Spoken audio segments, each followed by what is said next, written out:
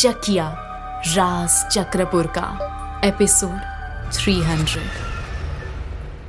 अभिमन्यु ने पूरे गांव को साथ मिलाया और प्रोफेसर के खिलाफ जंग छेड़ दी थी।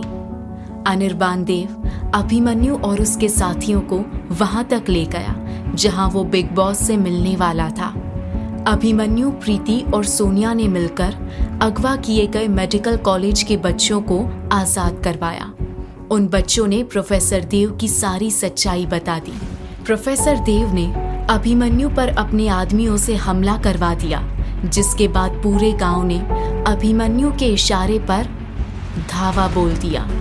गोलीबारी के बीच अगवा छात्रों में से 2 को गोली लग गई, लेकिन प्रीति ने सभी छात्रों को बचाकर वहां से निकाल लिया।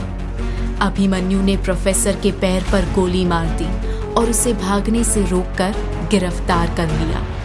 इसके बाद अभिमन्यु ने टीआई दशरथ को सारा किस्सा बताया और सभी गुनहगारों को सलाखों के पीछे पहुंचा दिया। इतना बड़ा गैंग पकड़ने के बाद भी अभिमन्यु इस बात से परेशान था कि अब उसे चकिया की डायन का किस्सा भी खत्म करना पड़ेगा। एक लंबे संग्राम के बाद अभिमन्यु और उसके साथियों ने चक्रपुर पर लगे ग्रहण को हटा दिया था।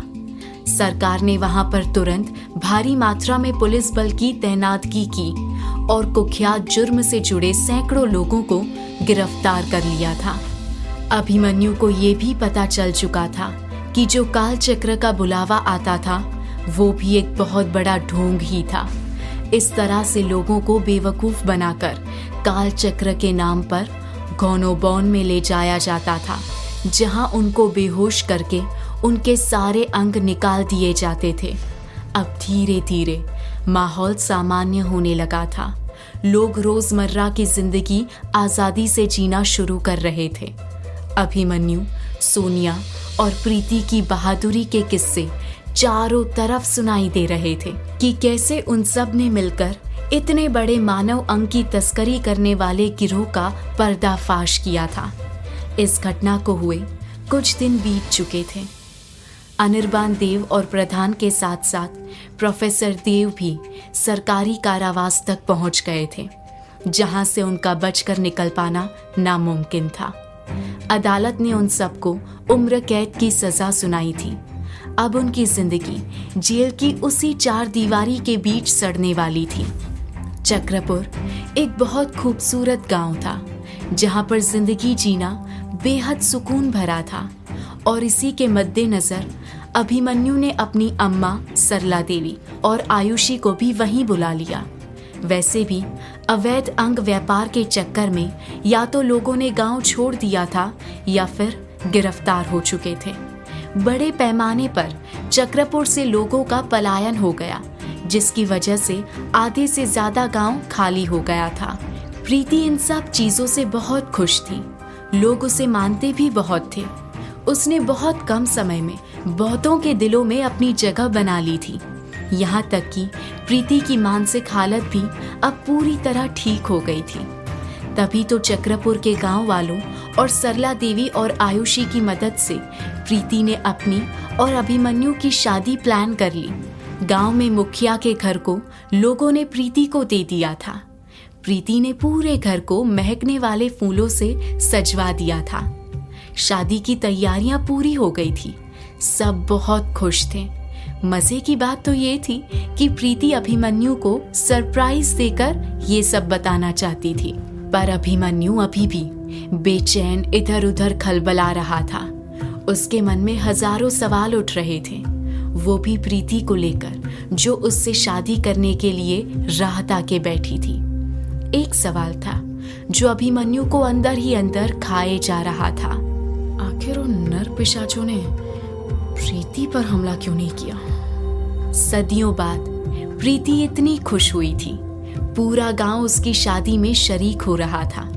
सब अपने अपने हिसाब से प्रीति और अभिमन्यु की शादी को उत्साह से भर रहे थे। शादी के एक दिन पहले प्रीति अपनी बहन आयुषी के साथ बंगाल की मार्केट में खरीदारी करने भी गई। उधर सरला देवी से बर्दाश्त नहीं हुआ। उन्होंने शादी के बारे में अभिमन्यु से सब बता दिया और कहा, तूने अपने जीवन का सबसे बड़ा फैसला लिया है और मुझे खुशी है कि तूने प्रीति को चुनकर सबसे सही फैसला किया है। प्रीति तेरे जीवन में एक उजाला बनकर आएगी बेटा। अभिमन्यु के मन में खलबली मच गई, पर वो अपनी माँ से कुछ बता नहीं सकता था।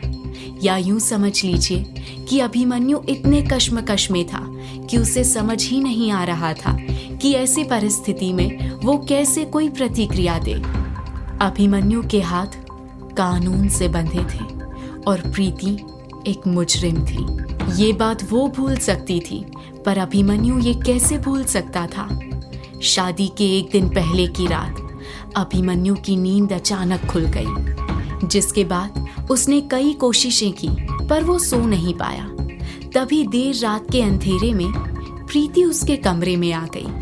प्रीति को देख अभिमन्यु चौंक गया। उसने फुसफुसाते हुए कहा, अम्मा ने कहा था हम शादी तक साथ नहीं सो सकते, तुम यहाँ क्या कर रही हो? अभिमन्यु की बातें इतनी बनावटी और नकली लग रही थी कि कोई भी बता सकता था, पर प्रीति तो उसके प्यार में अंधी हो चुकी थी। उसे कुछ समझ नहीं आ रहा था। प्रीति ने उसे बताया कि उसे भी नींद नहीं आ रही थी, इसीलिए वो उसके पास गेम खेलने चली आई।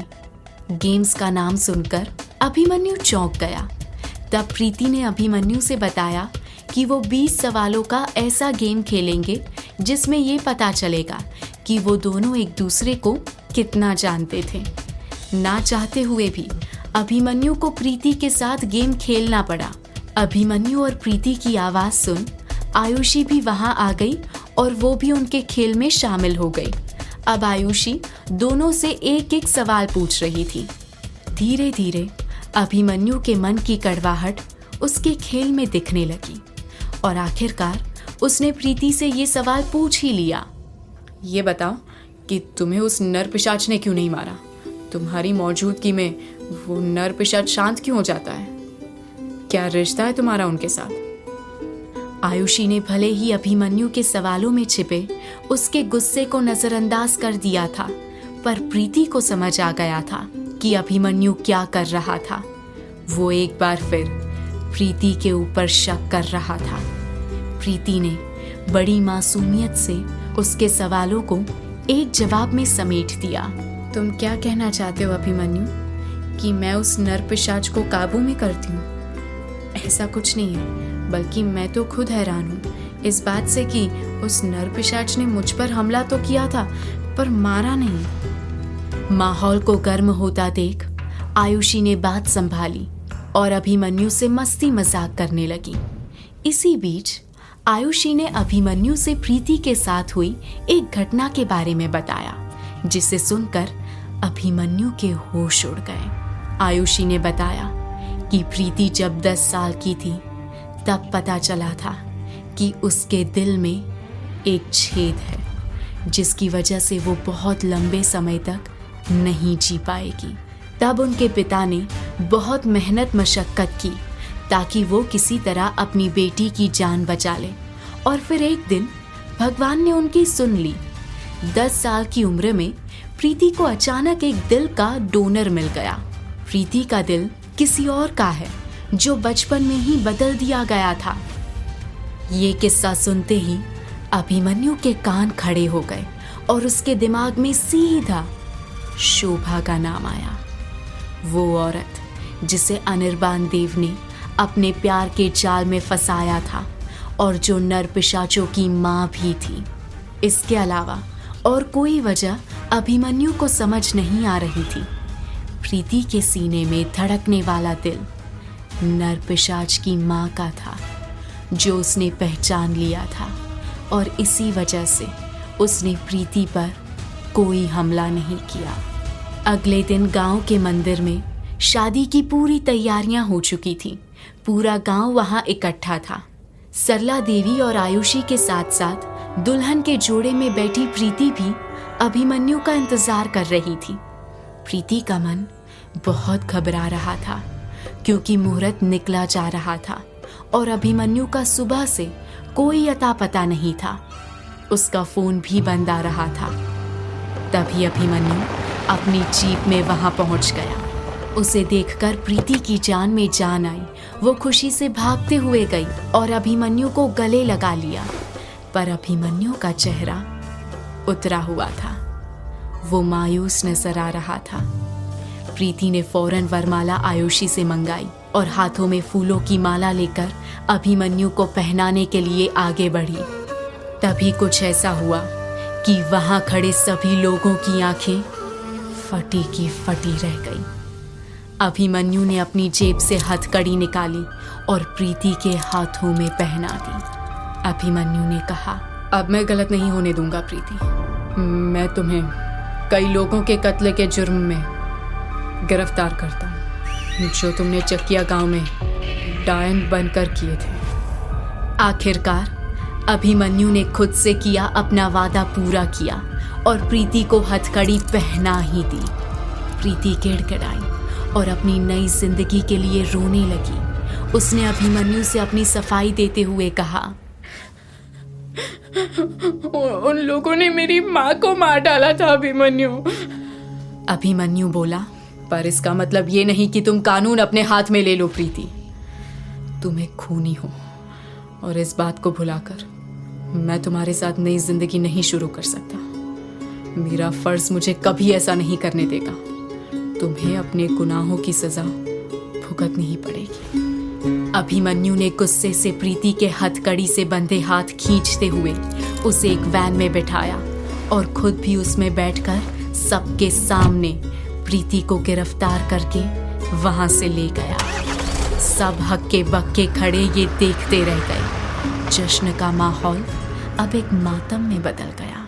प्रीति को बलिया जेल ले जाया जा रहा था। लंबे समय को तय करते हुए अंधेरा हो गया था।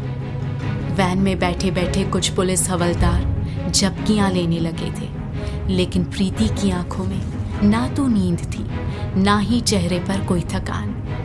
वो बस अपनी पलकों पर आंसू लिए अभिमन्यु को एकटक ताके जा रही थी। ड्राइवर के साथ बैठा अभिमन्यु भी उतना ही बेचैन था जितनी की प्रीति। उसने गिरफ्तारी के बाद से ही पीछे मुड़कर प्रीति की ओर नहीं देखा था। उसकी आंखें भी नम थी, लेकिन वो खिड़की से बाहर मुंह किए सबसे अपने आंसू छुपा रहा था। अचानक ड्राइविंग सीट पर कुछ हलचल हुई।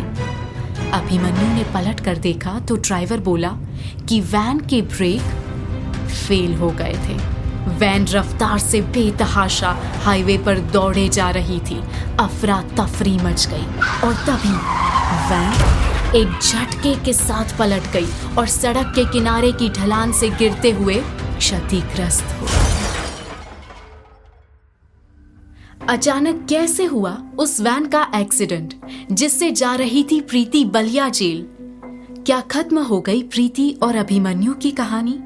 क्या फिर एक बार लौट कर आएगी चकिया की डायन? जानने के लिए सुनते रहिए प्रतिलिपि FM।